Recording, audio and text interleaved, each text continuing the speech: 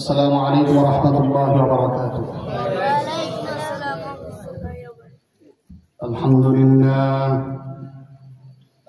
لله نحمده ونستعينه ونستغفره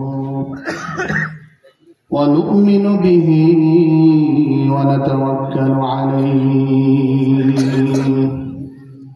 ونعوذ بالله من شرور أنفسنا ومن سيئات أعمالنا من يهده الله فلا مضل له ومن يضلله فلا هادي له ونشهد أن لا إله إلا الله وحده لا شريك له ونشهد أن سيدنا وسندنا وحبيب ربنا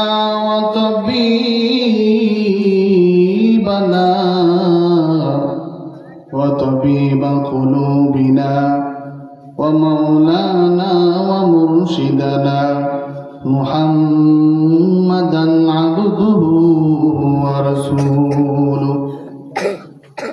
أما بعد فقد قال الله تبارك وتعالى في القرآن المجيد: أعوذ بالله من الشيطان الرجيم.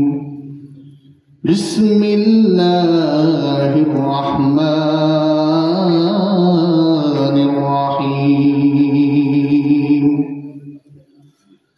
يا أيها الذين آمنوا كتب عليكم الصيام كما كتب على الذين من قبلكم لعلكم تتقون.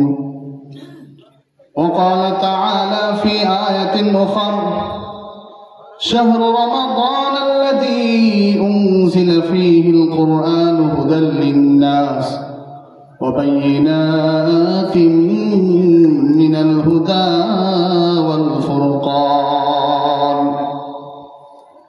وقال رسول الله صلى الله عليه وسلم: من صام رمضان إيمانا واحتسابا غفر له ما تقدم من ذنبه، أو كما قال عليه الصلاة والسلام.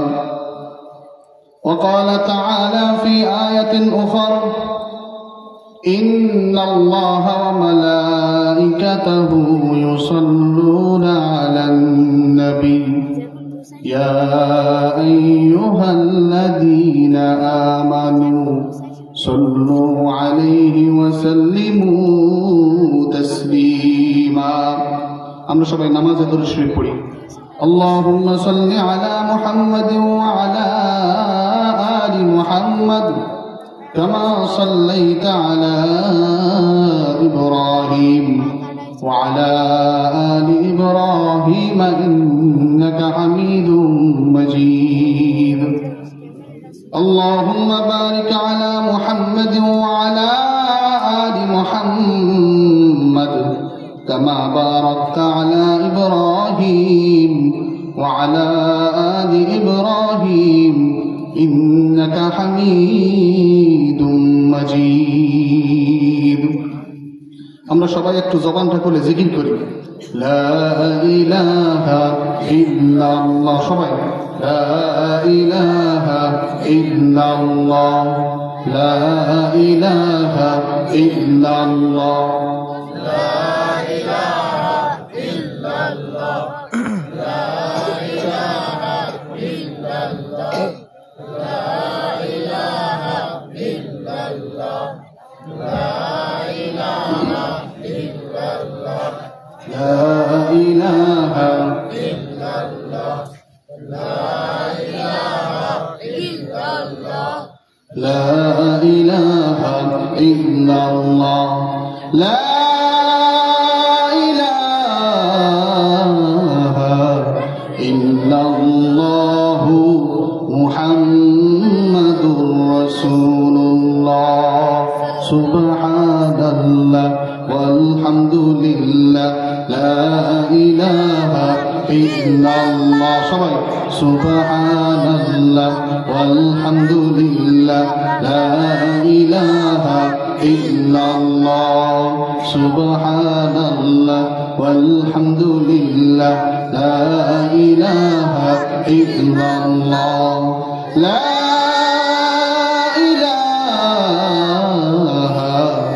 ইল্লাল্লাহু মুহাম্মাদুর রাসূলুল্লাহ।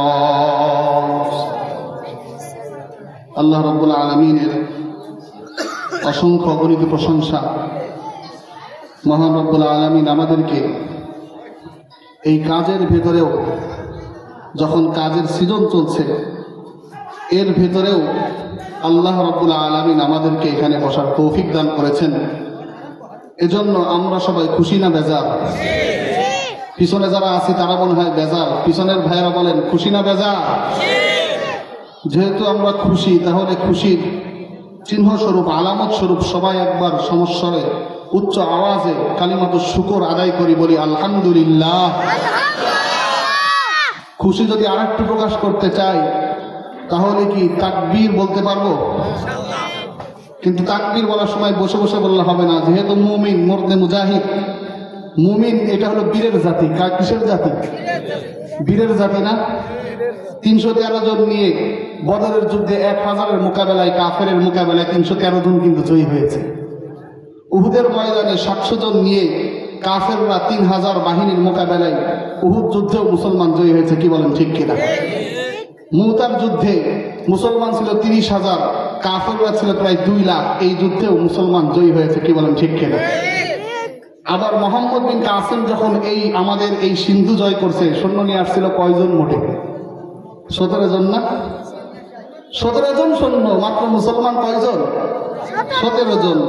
পুরা একটা রাজ্যকে কি করে দিছে? হেলাই দিছে, তাই না? তাহলে মুসলমান কিসের জাতি? বীরের জাতি। সন্দেহ আছে নাকি? তো বীরের জাতি। একবার তাকবীর দিব, শুধু বসে বসে দিলে হবে? আমাদের আগের তো যুদ্ধ করছেন, জিহাদ করছেন, আমরা তো জিহাদ করছি না। তাহলে একটা তাকবীর দিব, তাকবীরটা দাঁড়ায় দিব ইনশাআল্লাহ। পারবেন তো ইনশাআল্লাহ? রেডি তো? লিল্লাহি তাকবীর। সবাই দাঁড়ায় বলেন লিল্লাহি তাকবীর, লিল্লাহি তাকবীর। আচ্ছা, যখন দাঁড়ায় আছেন তখন একটু বামে চাপে যান, সবাই একটু চাপ দেন। ডানে আমরা মেলায় চেপে গেছি, এখন তো বেশি শীত না, জায়গা গরম ঠান্ডা হওয়ার কিছু নাই, একটু ডানে বামে চাপেন সবাই। আমরা একটু বামে বামে চাপেন। মাশাআল্লাহ, মাশাআল্লাহ, মাশাআল্লাহ। আরেকবার তাকবীর দেই, লিল্লাহি তাকবীর, নারায়ে তাকবীর। আল্লাহ রাব্বুল আলামিন আমাদের সবাইকে কবুল করেন। সবাই বসি, একটু আগায় বসেন, আমার মাঝখানে ফাঁকা রাখেন না। খুতবার ভিতরে কয়েকটি আয়াত তেলাওয়াত করেছি, যে আয়াতটা আল্লাহ যদি চাই তাহলে হয়তো আগামীকাল আমাদের সেই মাসটা শুরু হবে। কি বলেন? অথবা পরশুদিন। আমরা দোয়া করি আল্লাহ যেন আমাদের সবাইকে সেই রমজানুল মুবারক, রমজান মাস পাওয়ার তৌফিক দান করেন। সবাই বলি আল্লাহুম্মা আমিন। আল্লাহ রাব্বুল আলামিন এই রমজান মাস বরকতময় মাস বানিয়েছেন, সবচেয়ে সম্মানিত মাস বানিয়েছেন। আল্লাহ রাব্বুল আলামিন পুরা কোরআনে কারীমের ভিতরে কোন মাসের নাম আল্লাহ পুরাপুরি নেন নাই, ইঙ্গিতে বলেছেন, নাম নেন নাই। কিন্তু আল্লাহ রাব্বুল আলামিন রমজান মাসকে এত মর্যাদাবান, এত মহিমান্বিত করেছেন। আল্লাহ রাব্বুল আলামিন এই রমজান মাসের নাম কোরআনে কারীমের ভিতরে নিয়েছেন। বলেন সুবহানাল্লাহ। তো এই যে মহিমান্বিত, সম্মানিত এই মাস আল্লাহ রাব্বুল আলামিন বানাইলেন, কেন হলো এই মাসটা এত সম্মানিত? অন্য যে কোনো মাস, এটাও তো ইবাদত বন্দেগী হয়, এটাও তো অনেক ভালো ভালো কাজ হয়, কিন্তু এই মাসটাকে আল্লাহ রাব্বুল আলামিন এত সম্মানিত কেমনে বানাইলেন? কেন বানাইলেন? মুফাসসিরিন ইকরাম রমজান মাস সম্মানিত হওয়ার, ফজিলতপূর্ণ হওয়ার, মহিমান্বিত হওয়ার কয়েকটি কারণ বর্ণনা করেছেন। এর ভেতরে একটি কারণ হলো আল্লাহ রাব্বুল আলামিন এই মাসে কোরআনে কারীম অবতীর্ণ করেছেন। সুবহানাল্লাহ। আল্লাহ রাব্বুল আলামিন সূরা বাকারার 185 নম্বর আয়াতের ভিতরে বলেন, শাহরু রমাদানাল্লাযী উনজিলা ফীহিল কুরআন। আল্লাহ রাব্বুল আলামিন রমজান মাসের ভিতরে কোরআনে কারীম নাজিল করেছেন। কোরআনে কারীম নাজিল কেন করেছেন? আল্লাহ বলেন হুদাল লিন্নাস, মানুষের হেদায়েতের জন্য। কার হেদায়েতের জন্য? গরু ছাগলের। এই মানুষ বলতে মুসলমান যেমন শামিল অন্তর্ভুক্ত, হিন্দু শামিল অন্তর্ভুক্ত, খ্রিস্টান, ইহুদি সবাই এর অন্তর্ভুক্ত। আল্লাহ রাব্বুল আলামিন এই কোরআনে কারীম নাজিল করেছেন সবার হেদায়েতের জন্য, যেন এই কোরআনে কারীম পড়ে মানুষ হেদায়েতের পথ পায়। এখন এই কোরআনে কারীম হেদায়েতের পথ পাবে, এটা কি কাকের উপরে রাখলে? মোটামুটি আমাদের ঘরে একটা কোরআন শরীফ রাখা হয় বরকতের জন্য। কিসের জন্য? এই যে মোটামুটি আমরা কোরআন শরীফে ভালো একটা জুজদান লাগাই একবারে উপরে রাখি, ওইটা হয়তো ওই যেদিন মারা যাব, মারা গেলে একটু মানুষ পড়ে, ওই দিন নামানো হয়, এছাড়া আর মনে হয় নামানো হয় না। এরকম ঠিক কিনা? অথচ কোরআনে কারীম নাজিল হয়েছিল মানুষের হেদায়েতের জন্য। রাসূল করিম সাল্লাল্লাহু আলাইহি ওয়াসাল্লাম যখন নবুয়ত পান নাই, মানুষের ভিতরে জুলুম, অত্যাচার, অনাচার, একে অপরকে আঘাত করা, শক্তিশালী যারা ছিল দুর্বলদেরকে মানুষ মনে না করা, এই সমাজের ব্যবস্থাপনা তিনি খুব কষ্ট পেতেন। যার কারণে এর থেকে মুক্তির জন্য তিনি চিন্তা করতেন যে কিভাবে মানুষ মুক্তি পাবে। কিন্তু সেই সময় তো তার কাছে ওহী আসে নাই, তিনি জানতেন না কিভাবে মুক্তি পাবে। হেরা গুহার ভিতরে আল্লাহ রাসূল সাল্লাল্লাহু আলাইহি ওয়াসাল্লাম দিনের পর দিন ইবাদতের ভিতরে কাটিয়ে দিতেন। মিল্লাতা ইব্রাহিম, ইব্রাহিমের ধর্মে, ইব্রাহিম আলাইহিস সালাতু ওয়াস সালামের যে ধর্ম ছিল, এই ধর্মের উপরেই হযরত রাসূল করিম সাল্লাল্লাহু আলাইহি ওয়াসাল্লাম ইবাদত বন্দেগী করতেন। কিন্তু তিনি তো কোরআনের এখনো পাইগাম পান নাই। একদিন, দুই দিন, তিন দিন খানা নিয়ে যেতেন, ওখানে বসে বসে ইবাদত বন্দেগী করতেন আর চিন্তা ফিকির করতেন যে মানুষের হেদায়েত কিভাবে হবে। খাদিজাতুল কুবরা রাদিয়াল্লাহু তাআলা আনহা মাঝে মধ্যে খানা নিয়ে যাইতেন, যখন দেখতেন যে আল্লাহর রাসূল আসছে না, যেই খানা বাড়ি থেকে নিয়ে গিয়েছে এই খানায় তার শেষ হয়ে গিয়েছে, এখন খানা নাই, এই খানাটাও নিয়ে যাইতেন। তো ইবাদত করছিলেন আর ভাবছিলেন কিভাবে মানুষ হেদায়েতের পথে আসবে। এমত অবস্থায় হযরত জিবরিল আমিন উনি সামনে চলে আসছেন। হঠাৎ করে নির্জন একটা অবস্থা, এই সময় যদি বিশাল আকারের কোনো মানুষ সামনে আসে, স্বভাবতই ভয় পেয়ে যায়, পায় না? রাত্রের বেলায় একা একা যাচ্ছেন, হঠাৎ করে আগে পিছিয়ে দেখেন নাই, হঠাৎ করে সামনে একটা মানুষ যদি চলে আসে, ভয় পায় কি পায় না? আল্লাহ রাসূল সাল্লাল্লাহু আলাইহি ওয়াসাল্লাম একটু হতভম্ব হয়ে গেলেন, কি ব্যাপার, কে?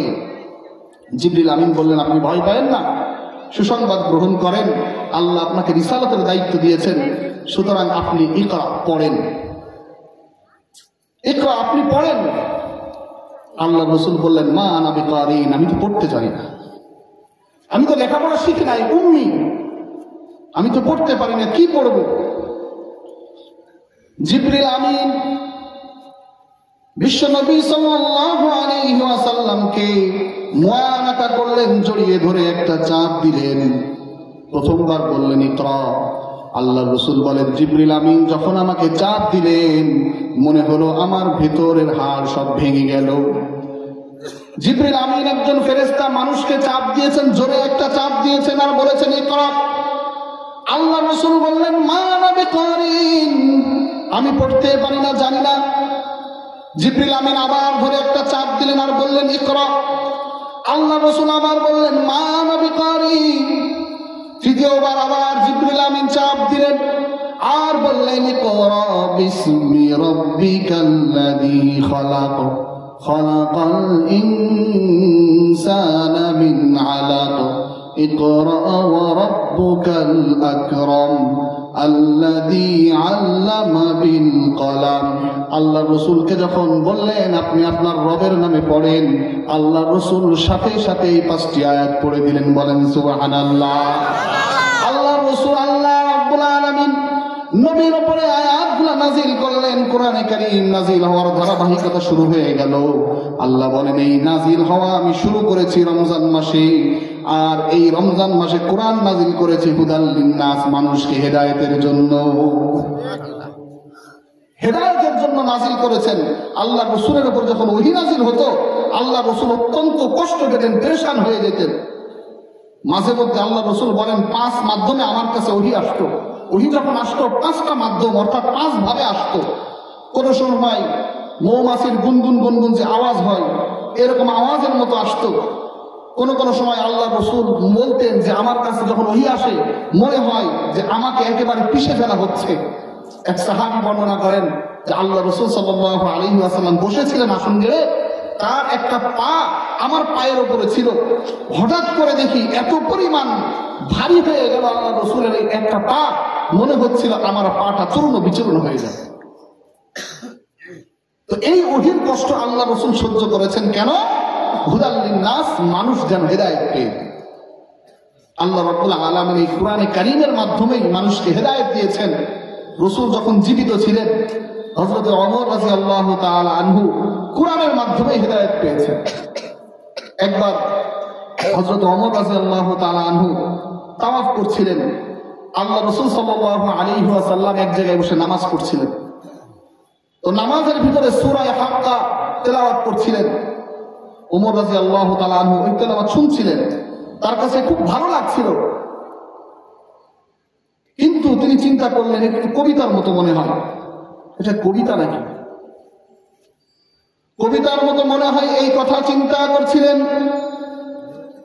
আল্লাহর নবী তখন নামাজের ভিতরে বললেন ওয়ামা হুয়া বিকাউলি শাইর কলিলাম মা তুমিনুন। আমি যে আয়াত তেলাওয়াত করছি এটা কোনো কবির কবিতা না। কলিলাম মা তুমিনুন, কবির কবিতাকে তোমরা কমই বিশ্বাস করো। ওমর রাদিয়াল্লাহু তাআলা আশ্চর্য হয়ে গেলেন। মনে মনে আমি বললাম আল্লাহ রাসূল কিভাবে টের পাইলেন? এটা তো টের পাওয়ার কথা ছিল না। তাইলে মনে হয় নিশ্চিত এটা গণক হবে, নিশ্চিত মনের কথা যে বুঝতে পারে এরকম জ্যোতির্বিদ বা জাদুবিদ্যায় পারদর্শী হবে, নিশ্চিত কোন গণক হবে। ওই সময় আল্লাহ রাসূল বললেন ওয়ামা হুয়া বিকাউলি কাহিন, আল্লাহ রাসূল গণক না, আল্লাহ রাসূল হলেন আল্লাহর প্রেরিত নবী। বলেন সুবহানাল্লাহ। হযরত ওমর রাদিয়াল্লাহু তাআলা আনহুর সাথে এই ঘটনা ঘটার পরে তার দিলের মধ্যে একটা পরিবর্তন চলে আসলো। কিন্তু এতদিন যেহেতু সে কাফের অবস্থায় ছিল, মূর্তি পূজা অবস্থায় ছিল, যার কারণে হৃদয়ের ভিতরে পরিবর্তন হলেও এখনো ইসলামের ঘোষণা দেন না, এখনো ইসলাম গ্রহণ করেন নাই। মুসলমানদেরকে অত্যাচার করেন। আবু জাহেলের থেকে যেমনি ভাবে মুসলমানরা অত্যাচারিত হয়েছে, শুরুর দিকে হযরতে ওমর মুসলমানদের ব্যাপারে ওই রকম কঠোর ছিলেন। আল্লাহ রাসূল দোয়া করলেন, আয় আল্লাহ, আবু জাহাল আর ওমরের মাঝখানে যে কোনো একজন যাকে তুমি বেশি পছন্দ করো, এইরকম যে কোনো একজনের মাধ্যমে ইসলামকে শক্তিশালী করো।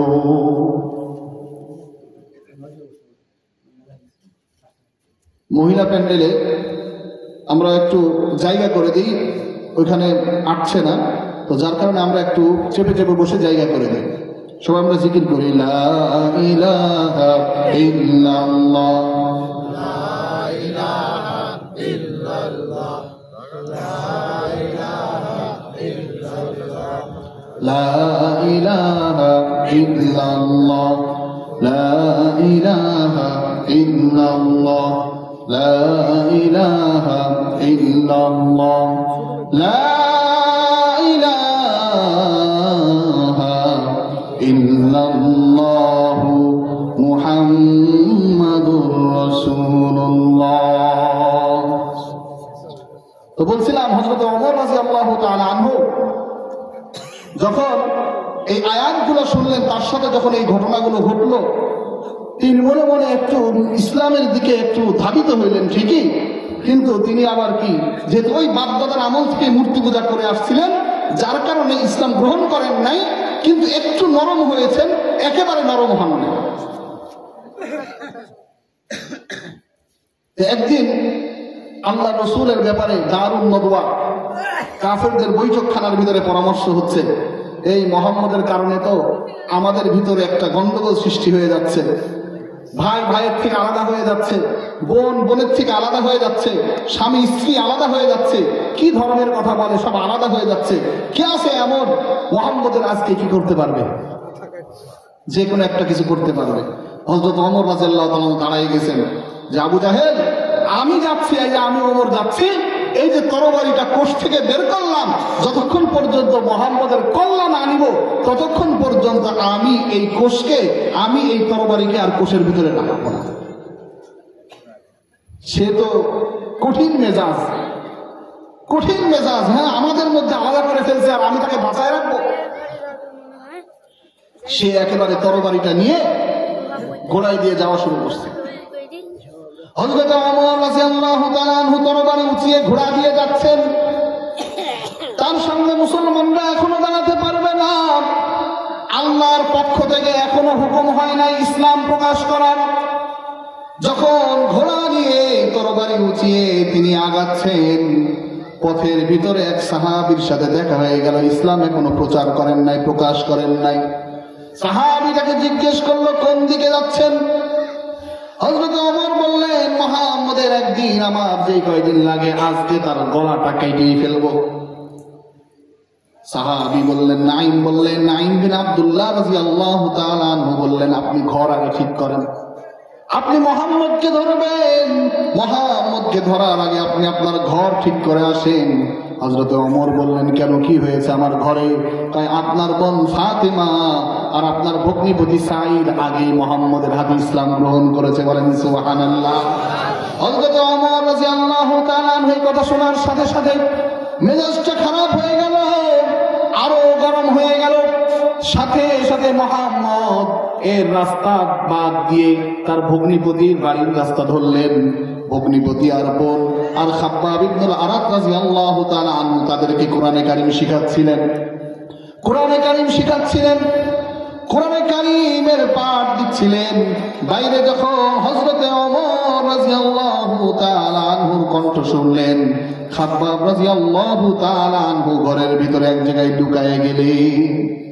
ঘরের ভিতরে ঢোকার পরে হযরত ওমর রাদিয়াল্লাহু তাআলা আনহু বলছেন, ফাতেমা কি পড়ছিলে আমাকে দেখাও, আমি দেখতে চাই কি পড়ছিলে। ফাতেমা বলে, না তেমন কিছু না, আমরা আলোচনা করছিলাম। ওমর রাদিয়াল্লাহু তাআলা আনহু এবার রেগে গিয়ে বললেন, ফাতেমা আমি শুনেছি তোমরা নাকি ধর্ম পরিবর্তন করেছো। ফাতেমা রাদিয়াল্লাহু তাআলা আনহা ডাক দিয়ে বললেন, ও ভাই, যদি তোমার ধর্ম বাদে অন্য যে কোনো ধর্ম যদি সঠিক হয় তাহলে কি আমাদের অধিকার নাই সেই ধর্ম গ্রহণ করার? এই কথা বলতে দেরি আর ওমর রাদিয়াল্লাহু তাআলা আনহু মার শুরু করতে দেরি নাই, তার ভগ্নিপতিকে আঘাত করলেন। ফাতেমা তার বোন সামনে গিয়ে দাঁড়াইলেন, সাথে সাথে বোনের গায়েও আঘাত করে দিলেন। বোনের মুখ থেকে যখন রক্ত বের হয়ে গেল, যত পাষাণ দিল হোক, যত কঠিন হৃদয়ের মানুষ হোক, বোনকে যখন আঘাত করেছে, রক্ত যখন বের হয়ে গিয়েছে, হযরতে ওমর রাদিয়াল্লাহু তাআলা আনহু থেমে গেছেন, মনটা নরম হয়ে গিয়েছে। এবার নরম সুরে ফাতেমাকে ডাক দিয়ে বললেন, ও ফাতেমা তুমি কি পড়ছো আমাকে দেখাও, আমি একটু দেখতে চাই। ফাতেমা রাদিয়াল্লাহু তাআলা আনহা বুঝতে পারছেন যে কিছু একটা পরিবর্তন হয়ে গেছে। হযরত ওমর রাদিয়াল্লাহু তাআলা আনহুকে বললেন, আপনি তো নাপাক হয়ে আছেন, আপনি আগে গোসল করে আসেন, গোসল করে আসেন, ওযু গোসল করে আসেন, এরপরে আমরা যেটা পড়ছি এটা আপনাকে দেখাবো। হযরত ওমর রাদিয়াল্লাহু তাআলা আনহু গোসল করে আসলেন, পাক পবিত্র হয়ে আসলেন।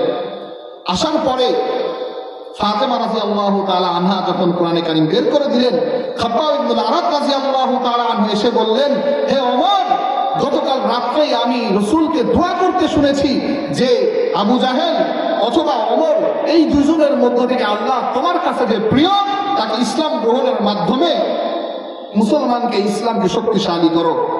খাত্তাব বিন ইবনুল আরাদ রাদিয়াল্লাহু তাআলা আনহু বলেন, খোদার কসম আমার মনে হয় আল্লাহ আপনার ব্যাপারে দোয়াটা কবুল করে নিয়েছে, বলেন সুবহানাল্লাহ।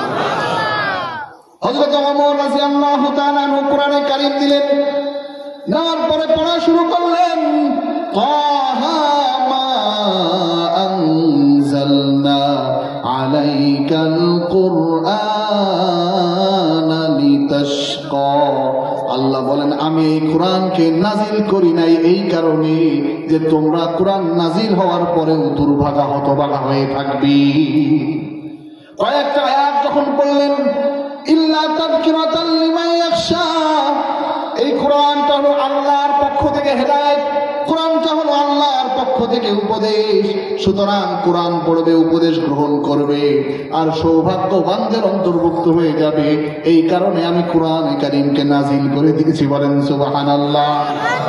হযরত ওমর রাদিয়াল্লাহু তাআলা আনহু বোনকে বললেন, আমাকে দেখায় দেন মুহাম্মদ কোথায় আছে, আমি মুহাম্মদের কাছে যেতে চাই। ফাতেমা তখন বললেন, অমুকের বাড়িতে আছে, দারে আরকামের ভিতরে আছে। হযরত ওমর রাদিয়াল্লাহু তাআলা আনহু দৌড়ে দারে আরকামে চলে গেলেন, আরকাম রাদিয়াল্লাহু তাআলা আনহুর বাড়িতে চলে গেলেন। দরজার ভিতরে যখন টোকা দিয়েছেন, ভিতরে সাহাবীরা দেখলেন হযরত ওমর দাঁড়ায় আছে। সাহাবীরা চিন্তা করলেন হযরত ওমর ভিতরে ঢুকেই মনে হয় রাসূলকে আঘাত করবেন, একটু ভীত সন্ত্রস্ত হলেন। সাহাবায়ে কেরাম রাসূলের সামনে দাঁড়ায় গেলেন, আগে আমরা আমাদেরকে মারতে হবে, এরপরে রাসূলের গায়ে হাত দিতে হবে। সামনে দাঁড়ায় গেলেন। হযরত হামজা রাদিয়াল্লাহু তাআলা আনহু সামনে ছিলেন। বললেন, কি হলো, সামনে দাঁড়ায় গেল কেন, কে আসছে, কে বিষয় আশয় কি? তারা বললেন, ওমর আসছে। হামজা রাদিয়াল্লাহু তাআলা আনহু বললেন, ওমর যদি ভালো নিয়াতে আসে তাহলে তো ভালো, আর খারাপ নিয়াতে আসলে ওর যে তরবারি আছে এই তরবারি দিয়েই ওর মাথাটাকে আমি দ্বিখণ্ডিত করে দেব, বলেন সুবহানাল্লাহ। হযরত ওমর রাদিয়াল্লাহু তাআলা আনহু যখন ঘরে ঢুকলেন, আল্লাহ রাসূল সামনে নিয়ে গেলেন। যাওয়ার পরে জামার এখানটাতে ধরলেন, ধরার পরে আল্লাহ রাসূল বললেন, ওমর এখনো কি সময় হয় নাই, এখনো কি সময় হয় নাই, কালিমা পড়ে আল্লাহ আর ইসলামের ছায়া তলে চলে আসবি। ওমর রাদিয়াল্লাহু তাআলা আল্লাহ রাসূলের হাতে হাত রেখে ইসলাম গ্রহণ করলেন। এটা কেমনে সম্ভব হয়েছে? কোরআনের মাধ্যমে, কি বলেন? কিন্তু আমরা কোরআনটাকে রাখি কি বাস একবারে তাকের উপরে সুন্দর করে সাজায়, যারা পড়তে পারি এরাও পড়ি না, যারা পড়তে পারি না তারা তো একবারে সাতক্ষণ মাঠ কোরআন শিখার ইচ্ছাও করি না, মনেও চাই না, ঠিক না? আবার এই যে রমজানের যে সিজন আসছে, এই রমজানের সিজনে আল্লাহ যে এত বোনাস দিয়েছেন, এই বোনাসের ভিতরেও আমরা কোরআনে কারীম যে একটু তারাবির মাধ্যমে শুনবো এটাও চাই না, ঠিক কিনা? অবশ্য আমাদের এলাকার মানুষজনের মাজায় একটু জোর কম এই অঞ্চলে। একসময় জোর ছিল, মুরব্বী যারা ছিল ওই সময় জোর ছিল, কিন্তু আমরা এখন যারা আছি মোটামুটি মাজায় কি কম, জোর কম। তাইলে 20 মিনিট সময় বেশি লাগে, খতম তারাবি পড়তে পারি না, ঠিক কিনা? ঠিক কইলেও ঠিক, না কইলেও হয়তো ঠিক বলবেন না। কারণ তারাবির কথা যখনই খতম তারাবির কথা উঠে তখনই কিছু মানুষ বলে, ভাই এত পড়তে পারবো না, মাজা টাজা লেগে যায়, বলে কি বলে না? অথচ সূরা তারাবিতে আরো দ্রুত হয়, তো তার তো মাজা আরো বেশি লাগার কথা ছিল, কিন্তু উল্টা হয়ে গেছে। আসলে শয়তান আমাদেরকে কি দেয়, ধোঁকা দেয়, যার কারণে এখন তো হাফেজও রাখা লাগে না, বাইরে থেকে ইমাম সাহেবই হাফেজ, কিন্তু এরপরে আমরা কি না রাজি।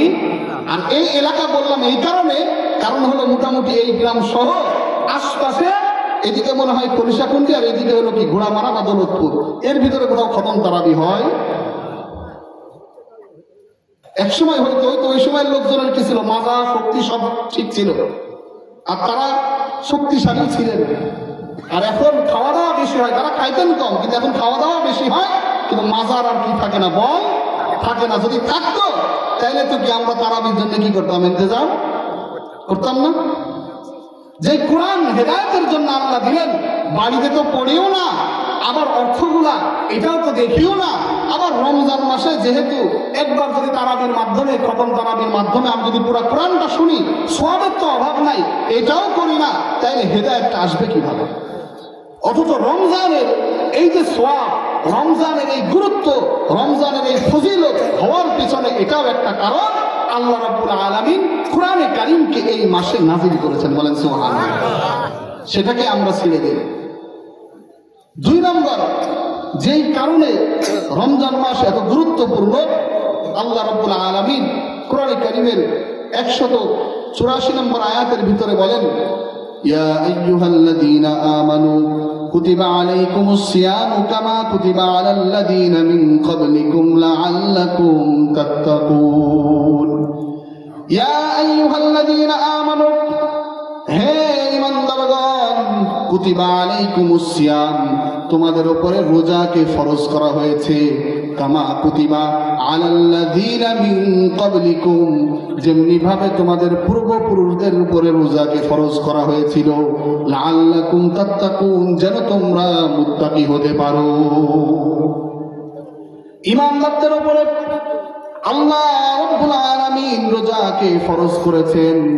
রমজান মাস এটা অন্যান্য মাসের মতো একটা মাস, শাবান একটা মাস, মুহররম একটা মাস, সফর একটা মাস, এই মাস রমজান মাসও একটা মাস।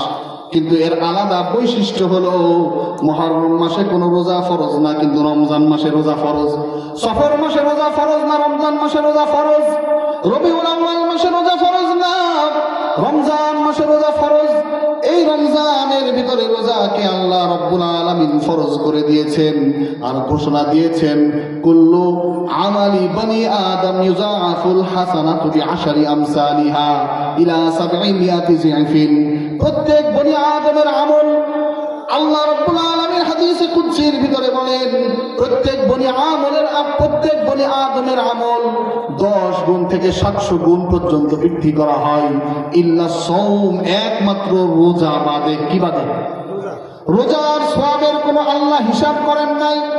আল্লাহ রাব্বুল আলামিন বলেন, ফাইন্নাহু লি, রোজাটা হলো আমার জন্য, ওয়া আনা আজজি বিহি, আর আমি আল্লাহ নিজে এর প্রতিদান দিব, বলেন সুবহানাল্লাহ। কেন? কারণ হলো আমার কারণে, আমার ভয়ে সে খানা পিনা থেকে বিরত ছিল। নামাজ এটাও আল্লাহর, হজ এটাও আল্লাহর, কিন্তু নামাজ পড়লে হয়তো মনের মধ্যে কোনো সময় আসতে পারে, যাক আমি নামাজ পড়ছি, একটা ভালো লাগা আসতে পারে। হজ করলে ভালো লাগা আসতে পারে, সবার আসবে তা না, আসতে পারে, সম্ভাবনা আছে যে লোকে আমাকে হাজি বলবে, একটা ভাবসাব আছে না? নামাজ পড়লে নামাজি বলবে, দান করলে দাতা বলবে, নাও আসতে পারে। কিন্তু মনের কোনো সময় কোনো আসতেই পারে, লোককে দেখানোর জন্য আসতেই পারে। কিন্তু রোজাটা হলো এমন, রোজাদার বলবে এটা মনে হইতে পারে, কিন্তু রোজাটা হলো এমন, আপনি যদি রোজায় থাকেন আর আপনাকে যদি একটা ঘরের ভিতরে ছেড়ে দেওয়া হয়, যেই ঘরের ভিতরে কেউ নাই, এরপরও দেখবেন আপনি যদি রোজায় থাকেন তাহলে আপনি এক লুকমা মুখে দিবেন না, ঠিক কিনা?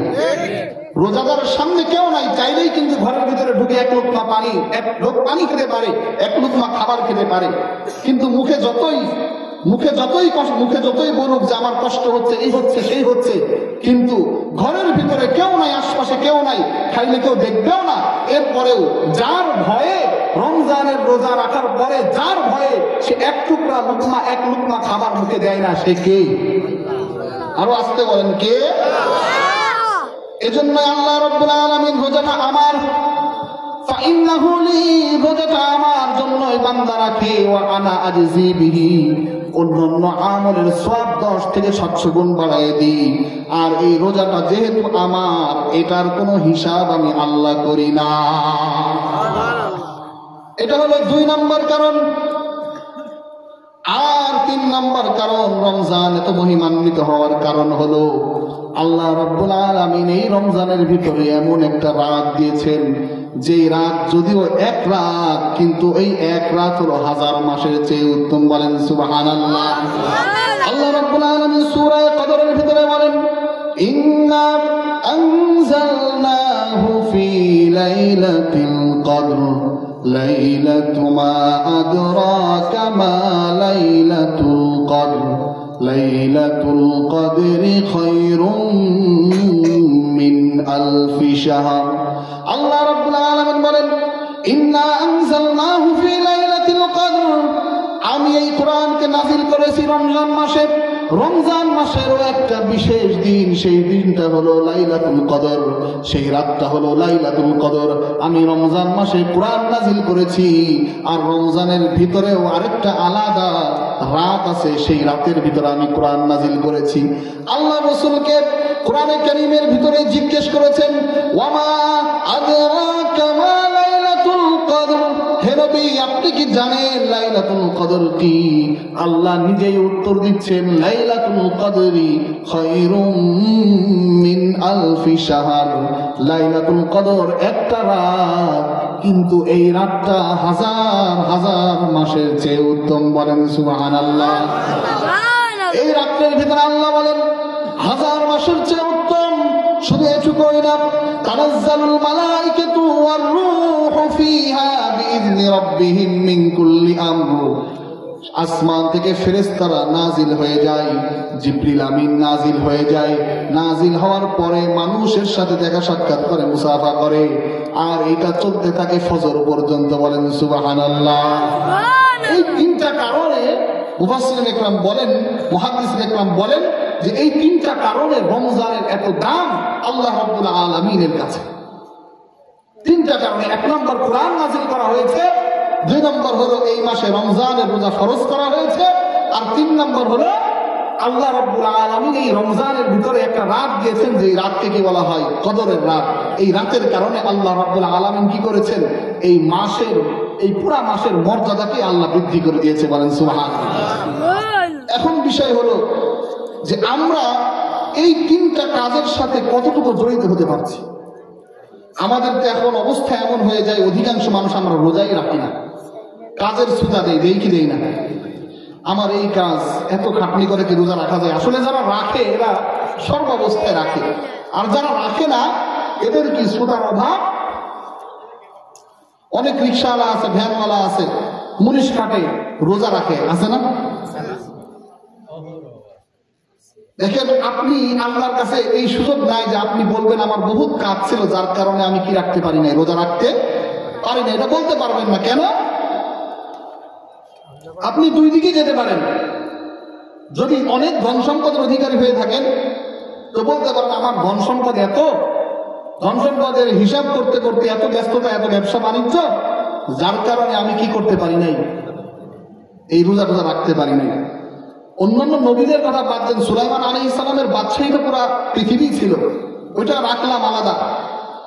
সাহাবা ইকরামের মধ্যে আব্দুর রহমান বিন আউফ রাদিয়াল্লাহু তাআলা আনহুর সম্পদ অনেক অনেক বেশি ছিল। বর্তমানের সবচেয়ে বড় ধনীকে বিল গেটস, ওই কয়েকটা বিল গেটস যদি একসাথে করা হয় তাহলে আব্দুর রহমান বিন আউফ রাদিয়াল্লাহু তাআলা আনহুর সম্পদের সমান হবে। বলেন আল্লাহু আকবার। আবার আপনি চিন্তা করতে পারেন যে তুমি খালি ধন সম্পদ বেশি এইটাই উদাহরণ দিলা, তাহলে আমাদের মতো গরিবদের উদাহরণ আছে নাকি? আমরা তো খেটে খাওয়া মানুষ।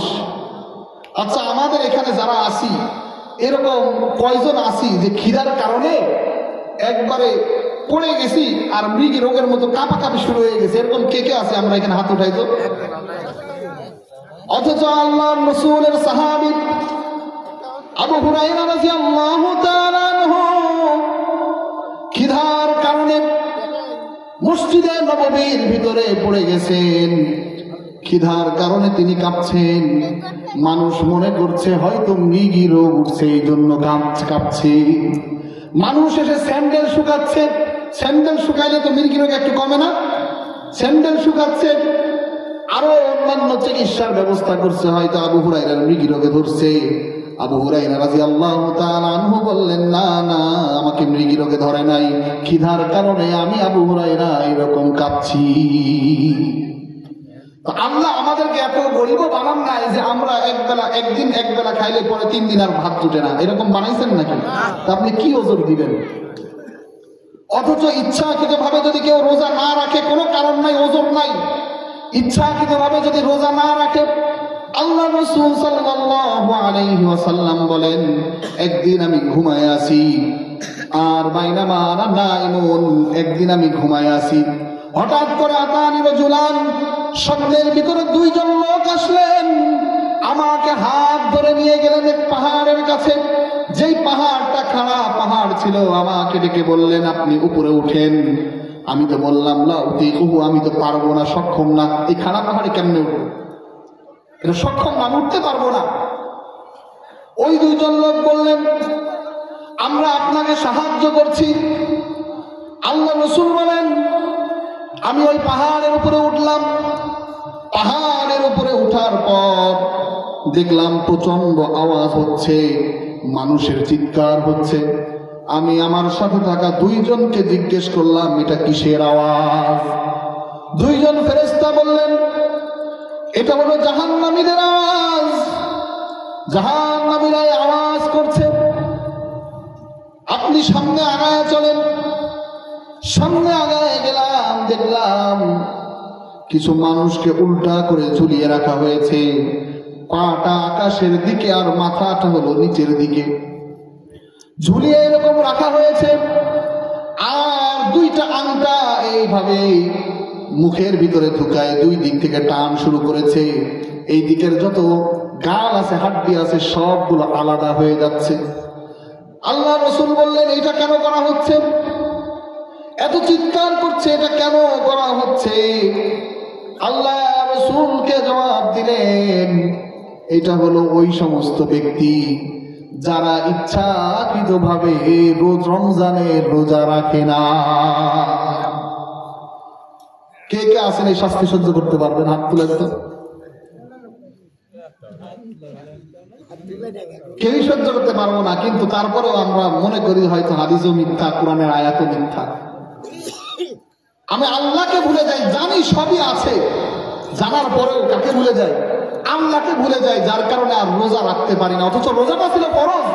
আপনি কাজ করেন, কাজ করতে তো নিষেধ নাই। আল্লাহ নিজেই বলেন, ফাইদা কুদিয়াতিস সালাত ফান্তাশিরু ফিল আরদি ওয়াবতাগু মিন ফাদলিল্লাহ। নামাজ শেষ হয়েছে, তুমি তোমার কাজের সন্ধানে বের হয়ে যাও, আল্লাহর অনুগ্রহ তুমি তালাশ করতে থাকো। আল্লাহ নিজেই হুকুম করেছেন।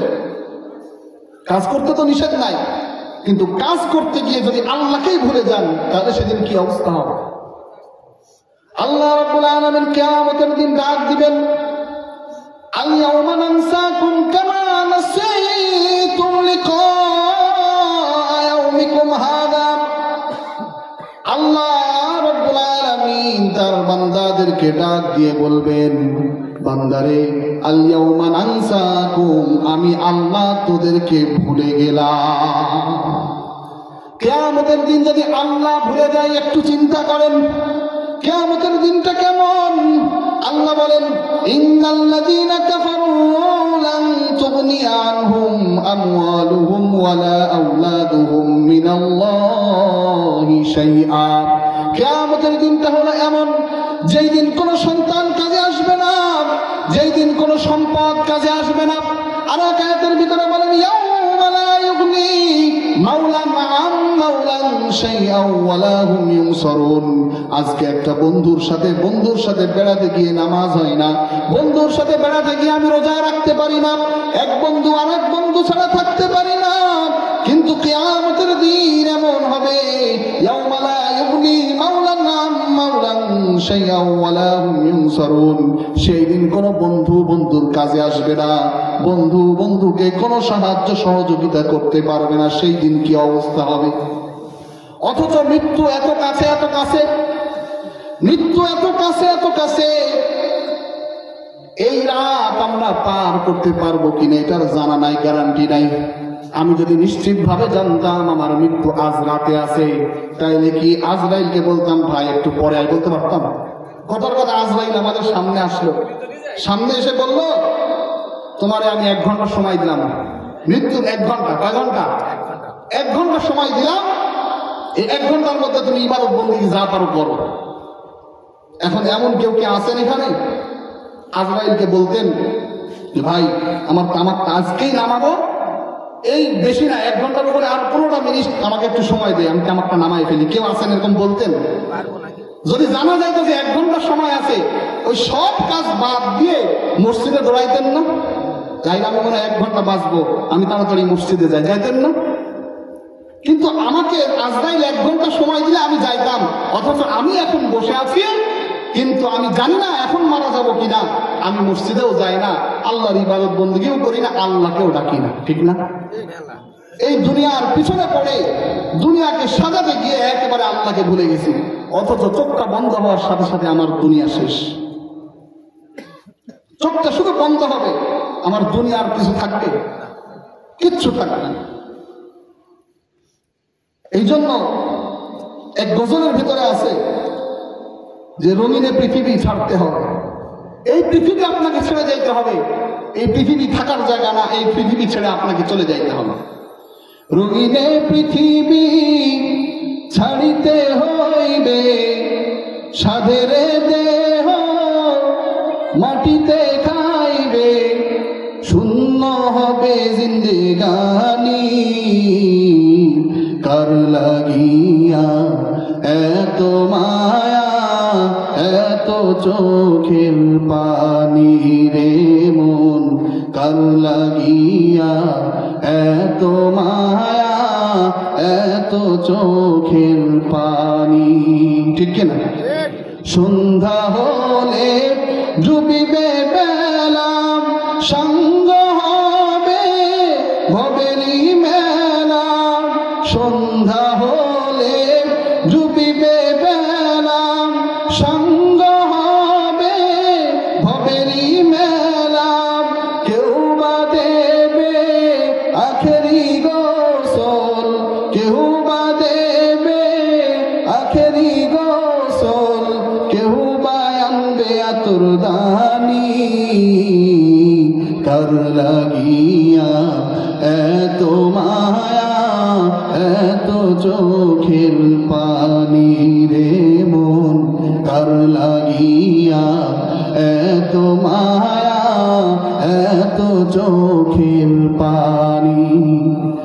এত আশার বাসা তোমার নিমিষেতে হবে চুরমার, এত আশার বাসা তোমার নিমিষেতে হবে চুরমার, কেউ বা ডাকবে মামা বলে, কেউ বা ডাকবে মামা বলে, সারা তো দেবে না জননী, কার লাগিয়া এত মায়া এত চোখের পানি রে মন, কার লাগিয়া এত মায়া এত চোখের পানি।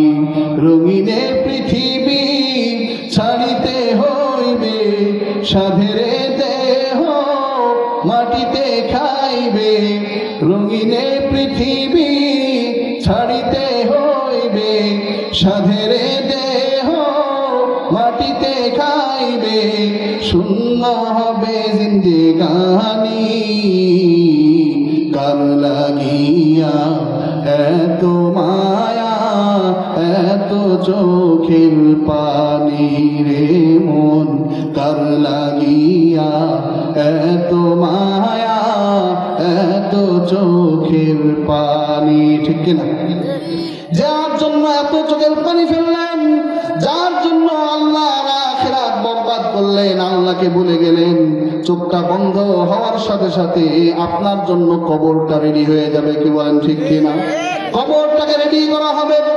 আপনি এখন মারা গেলেন, ফজর হওয়ার পর পরে 8টার ভিতরে মাটি হয়ে যাবেন। 8টার সময় মারা গেলেন, আব্দুল্লাহ মারা গেল, আসর হতে হতে ওই আব্দুল্লাহকে মাটি দিয়ে আসা হবে। ঠিক কিনা? আপনাকে কেউ আর চিনবে না। 1 বছর 2 বছর আপনি এখন থেকে চিন্তা করেন, আজ থেকে 2 বছর আগে যিনি মারা গেছেন, যাকে নিয়ে আপনি সমাজের ভিতরে চলতেন, একসাথে চলতেন, কয়দিন তাকে আপনি স্মরণ করেন। চোখটা যখন বন্ধ হয়ে যাবে, ঘর থেকে আপনাকে বের করে দেওয়া হবে।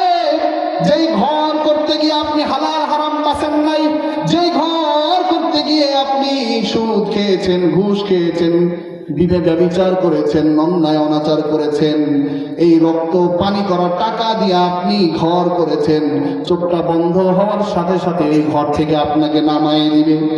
ঘর থেকে আপনাকে নামায়ে দিবে। বাড়ির ভিতরে চকি থাকলে চকি দিবে, চকি না থাকলে পাশের বাড়ি থেকে আনবে। কষ্ট করে আপনি যেই খাট বানিয়েছেন, লক্ষ লক্ষ টাকা দামের যেই খাট আপনি বানিয়েছেন, এই খাটেও আপনাকে শোয়াবে না। ভাঙা চকি যদি থাকে ওই চকির উপরে আপনাকে রাখবে। যাদের জন্য এত কষ্ট করলেন কেউ আপনার সাথী হবে না। আপনার জন্য বাঁশ কাটা হবে, গরম পানি করা হবে, সব কিছু করা হবে যেন দ্রুত সময়ের ভিতরে আপনাকে দাফন করে দেওয়া হয়। একটু যদি সময় ক্ষেপণ করা হয় বলা হবে অমুকের লাশ এখনো কেন দাফন করা হয় না। তাড়াতাড়ি করে লাশটাকে দাফন করতে হবে। লাশটাকে যখন দাফন করতে আসবে, ভালো মানুষ হলে সে শুধু বলতে থাকবে, আত্মীয় স্বজনকে ডাক দিয়ে বলতে থাকবে, আয় আমাকে তাড়াতাড়ি দাফন করো, তাড়াতাড়ি দাফন করো। খারাপ মানুষ হলে বলতে থাকবে, ও ভাই তোমাদের সাথে এতদিন আমি চলেছি, আল্লাহর ওয়াস্তে আমাকে গোরস্থানে নিয়ে যেও না, আল্লাহর ওয়াস্তে আমাকে গোরস্থানে নিয়ে যেও না। লাশ যখন নিয়ে আসবে অনেক মানুষ একসাথে জানাজার জন্য উপস্থিত হবে। ইমাম সাহেব ওই লাশকে সামনে নিয়ে কিছু কথা বলবে। লাশ তখন বলবে, আইরে এর আগের জানাজাতেও আমি আসছিলাম, ইমাম সাহেবের কথা শুনছিলাম, নামাজের কথা শুনেছিলাম, রোজার কথা শুনেছিলাম, হজের কথা শুনেছিলাম, যাকাতের কথা শুনেছিলাম, আমল করি নাই, আমল করি নাই। আজকে আমি লাশ হয়ে শুয়ে আছি, আমার আজ কোনো কিছু করার ক্ষমতা নাই। আমি যদি বেঁচে থাকতে পারতাম, আমি যদি বলতে পারতাম, ও ভাই ইমাম সাহেবের যারা কথা শুনছো তারা আমার থেকে শিক্ষা নাও, আমি এখনো কিছু করতে পারি না। এজন্যই আপনার উপরে নামাজ পড়ার আগে, আপনার জানাজা পড়ার আগে আপনি নিজে মসজিদে যান, নিজে নামাজ পড়েন। আপনার জানাজা হওয়ার আগে আপনি নামাজ পড়েন।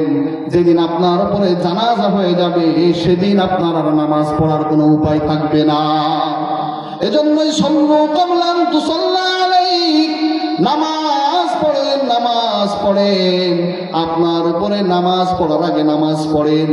কিন্তু যদি কবরে আমি নামাজ না নিয়ে যেতে পারি, খাটিয়া থেকে যখন আমাকে কবরের ভিতরে নামানো হবে, লাশটা তখন চিন্তা করবে, এতজন জানাজা পড়লো, জানাজার জন্য আসলো, কিন্তু কবরের ভিতরে কেন দুইজন নামছে। সে চাইবে আরো যেন আমার সাথে থাকে, কিন্তু সেই দিন কেউ থাকবে না।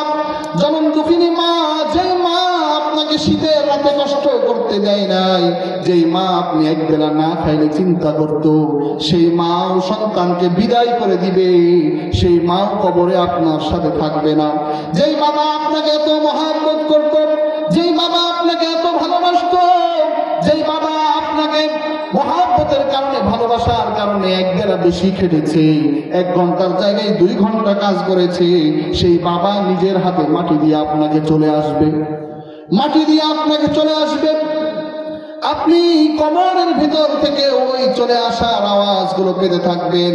আপনি আপনার আত্মীয় স্বজনের পায়ের আওয়াজগুলো শুনতে পাবেন। আপনার আত্মীয় স্বজন চলে আসবে, দোয়া করে চলে যাবেন। চলে আসার সাথে সাথে আপনার কবরের ভিতরে ফেরেশতারা চলে আসবে। দুনিয়ার ভিতরে যদি আপনি আমল করে যান, দুনিয়ার ভিতরে যদি আপনি ভালো কাজ করে যান, সেদিন আপনার ভালো কিছুই হবে। আর যদি কবরের ভিতরে ভালো কিছু হওয়ার জন্য ভালো কাজ করতে হবে, যে ব্যক্তি ভালো কাজ করে যাবে, শোয়ার পরে দেখবে ডানে বামে সামনে পিছনে কারা যেন দাঁড়ায় আছে, জিজ্ঞেস করবে তোমরা কারা, তোমরা কারা। এক পাশ থেকে উত্তর দিবে, আমি আপনার নামাজ, আপনি যে নামাজ পড়েছেন এই নামাজ আপনাকে ছাড়বো না। আপনার সন্তান আপনাকে ছেড়ে দিয়েছে, আপনার স্ত্রী আপনাকে ছেড়ে দিয়েছে, আপনার বাবা আপনাকে ছেড়ে দিয়েছে, আপনার মা আপনাকে ছেড়ে দিয়েছে, কিন্তু আমি নামাজ আপনাকে ছাড়বো না। যতক্ষণ পর্যন্ত আপনাকে জান্নাতে না দিব ততক্ষণ পর্যন্ত আমি ছাড়বো না। বলেন সুবহানাল্লাহ। কোরআনে কারীম দাঁড়ায় যাবে, রোজা দাঁড়ায় যাবে। আল্লাহ রাসূল বলেন, কোরআন এবং রোজা আল্লাহর কাছে সুপারিশ করবে। ইয়াকুলুস সাওম, রোজা আল্লাহকে বলবে, আয় আল্লাহ, মানাতুহু তাআমা ওয়াস শাওয়াব, আমি ওই ব্যক্তিকে খাবার দাবার থেকে বিরত রেখেছি, আমি ওই ব্যক্তিকে স্ত্রীর কাছে যাওয়া থেকে বিরত রেখেছি। ফাশাফিনি, আপনি আমার সুপারিশটাকে কবুল করে নেন। কোরআনে কারীম বলবে, আয় আল্লাহ, আমি তাকে রাত্রের ঘুম থেকে বিরত রেখেছি। মানাতুহুন নাওমা, আমি তাকে ঘুম থেকে বিরত রেখেছি। রমজানের রাত এলে দাঁড়ায় দাঁড়ায় আমার কোরআনে কারীম তেলাওয়াত করতো, তারাবির ভিতরে তারা শুনতো আমার এই কোরআনে কারীম তারা তেলাওয়াত করতো, যার কারণে ফাশাফিনি, আপনি আমার সুপারিশটাকে কবুল করে নেন। আল্লাহর রাসূল বলেন ফায়ুশফাআন লাহু, আল্লাহ রাব্বুল আলামিন কোরআনের সুপারিশ গ্রহণ করবেন, রমজানের রোজার সুপারিশ কবুল করবেন। বলেন সুবহানাল্লাহ। এজন্য আমাদের রোজার দরকার আছে তো। সামনে যে রমজান আসছে, এই রমজানটাকে কাটাবো তো ভালো করে ইনশাআল্লাহ। আল্লাহ রাব্বুল আলামিন বিভিন্ন সিজন দেন আর কি। যেমন ব্যবসায়ীরাও ঈদের একটা সিজন থাকে, ব্যবসায়ীরাও দেখবেন বিভিন্ন সময় বিভিন্ন শোরুম মালিকরা এই ঈদকে সামনে করে ডিসকাউন্ট দেয়, দেয় কি দেয় না? বিভিন্ন শোরুম বলেন, সুপার শপ বলেন, যে কোনো জায়গায় দেখবেন ঈদকে সামনে করে তারা কি দেয়, ডিসকাউন্ট দেয়। কেন? যেন মানুষ একটু কি পায়, এর দিকে আসে, একটু বেচাকেনা বেশি হয়। তো আল্লাহ রাব্বুল আলামিনও এই রমজানটাকে এমন ভাবে সাজিয়েছেন, এমন একটু ডিসকাউন্ট দিয়েছেন, এমন ডিসকাউন্ট দিয়েছেন যেন মানুষ এই রমজানের রোজার প্রতি আগ্রহী হয়। বলেন সুবহানাল্লাহ। আল্লাহ রমজান মাসে কোরআন নাযিল করলেন। কোরআন কারীম আপনি একটা হরফ পড়বেন, কয় নাকি অন্য সময় 10 নাকি, আর রমজানে যেহেতু সবগুলাই 70 গুণ বৃদ্ধি পায়, তখন এক হরফে কত নাকি 700 কমপক্ষে, তাই না? একটা লাইনের ভিতরে প্রায় 32 থেকে 35টা হরফ থাকে। তো 35টা যদি হরফ থাকে এক লাইনে, তাহলে এক হরফে যদি 700 হয়, তাহলে 35টা হরফে কত হয়? এক পৃষ্ঠার ভিতরে লাইন থাকে 15টা। হিফজুল কোরআন শরীফ বলছি, এক লাইন থেকে এক পৃষ্ঠার ভিতরে লাইন থাকে 15টা, তাহলে পারা হয় হলো আবার 20 পৃষ্ঠায়, মোট 611 পৃষ্ঠা আছে। এভাবে যদি গুনতিতে থাকেন তো চিন্তা করেন কি পরিমাণ সওয়াব আল্লাহ রাব্বুল আলামিন দেওয়ার জন্য শুধু বসে আছে। আল্লাহ রাব্বুল আলামিন রমজান মাসে শবে কদর দিয়েছেন, রমজান মাসে রোজাকে ফরজ করেছেন, রোজা রাখার জন্য বলেছেন, রমজান মাসে ইতিকাফের জন্য বলেছেন। আল্লাহ রাব্বুল আলামিন এই রমজানের নফল ইবাদতকে ফরজের সমতুল্য করে দেন, রমজান মাসে একটা ফরজকে 70টা ফরজের মতো করে দেন। এত এত ডিসকাউন্ট দেওয়ার পরে, এত এত ছাড় দেওয়ার পরে, আর এর পরেও যদি আমরা রমজানের রোজা রাখতে গড়িমসি করি, তাহলে আল্লাহর রহমত পাবো না আল্লাহর গজব পাবো? আরো আসতে বলেন, রহমত না গজব? তাহলে আমি কাজ করছি আল্লাহর গজব পাওয়া, তো রহমতের আশা করি কেন? আল্লাহ রাসূল সাল্লাল্লাহু আলাইহি ওয়াসাল্লাম একবার মেম্বারের উপর উঠছিলেন, এক মেম্বারের উপরে বললেন আমিন। দ্বিতীয় মেম্বারে যখন উঠলেন তখনও বললেন আমিন। তৃতীয় মেম্বারে যখন উঠলেন তখনও বললেন আমিন। সাহাবায়ে কেরাম জিজ্ঞেস করলো, ইয়া রাসূলুল্লাহ, ইয়া হাবিবাল্লাহ, আপনি এর আগেও তো অনেকবার মেম্বারে উঠেছেন, কিন্তু কখনো তো এরকম করেন নাই, আমিন আমিন বলেন না, আজ হঠাৎ কি হলো, আপনি আমিন আমিন বলছেন কেন? আল্লাহ রাসূল বললেন, এইমাত্র আমার কাছে জিবরিল আমিন আসছিল। জিবরিল আমিন এসে আমাকে বললেন যে আমি 3টা বদদুয়া করব, এই 3টা বদদুয়ার উপরে আপনি রাসূল আমিন বলবেন। আমি তাই আমিন বলেছি। 3টা বদদুয়া কি? এর ভিতরে একটা বদদুয়া হলো যে কারোর বাবা মা বেঁচে আছে, বাবা মা বেঁচে আছে আর সে জান্নাত কামাই করতে পারলো না, সে ধ্বংস হোক। আমি বললাম আমিন। দ্বিতীয় বদদুয়া হলো যে কারো সামনে আমি রাসূলের নাম উচ্চারণ করা হলো, অথচ সে আমার উপরে দরুদ শরীফ পাঠ করলো না, সে ধ্বংস হোক। আমি রাসূল বললাম আমিন। তৃতীয় বদদুয়া হযরত জিবরিল আমিন করলেন যে রমজান মাস পাইল অথচ তার গুনাহকে মাফ করিয়ে নিতে পারলো না, সে ধ্বংস হোক। আমি রাসূল বললাম আমিন। তাহলে দোয়া করলো কে? জিবরাইল আলাইহিস সালাম। আমিন বললেন কে? রাসূল করিম সাল্লাল্লাহু আলাইহি ওয়াসাল্লাম। জিবরিল আমিন হলেন ফেরেশতা কুল শিরোমণি, ফেরেশতাদের সরদার। আর রাসূল করিম সাল্লাল্লাহু আলাইহি ওয়াসাল্লাম সমস্ত রাসূলেরই সরদার না, বরং পুরা মানব দানব যত কিছু আছে সব কিছুর সরদার। দোয়া করলেন জিবরিল আমিন, আমিন বললেন রাসূল করিম সাল্লাল্লাহু আলাইহি ওয়াসাল্লাম। এখন বলেন তো এই দোয়া কবুল হবে না হবে না? সন্দেহ আছে? কেন এই দোয়া করলেন? আল্লাহ রাসূল তো কখনো মানুষের ধ্বংস চাননি, উম্মতের ধ্বংস চাননি, এরপরও এই বদদুয়ার উপরে কেন আমিন বললেন? কারণ হলো যে মানুষকে আল্লাহ তাআলা এত নিয়ামত দান করেছে রমজান মাসে, গুনাহ মাফ করার এত সুযোগ আল্লাহ রাব্বুল আলামিন দিয়েছেন। এরপরেও যদি মানুষ গুনাহ মাফ না করাইতে পারে, তো ও তো এমনি ধ্বংস হয়ে যাবে। এই জন্য আল্লাহ রসুল বলেন যে ও এমনি ধ্বংস হয়ে গেছে, ধ্বংসই হয়ে যাবে।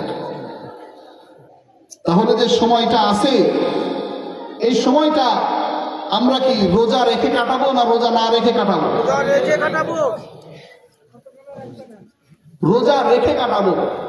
রোজার সময় আমরা রোজা রাখবো, রোজা রাখবো না তো দুনিয়াও বরবাদ হবে, আখিরাতও বরবাদ হয়ে যাবে।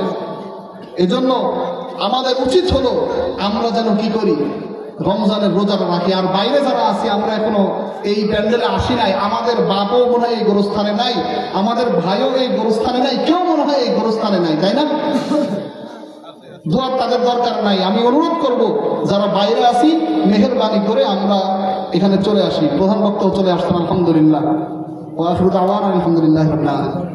আলহামদুলিল্লাহ।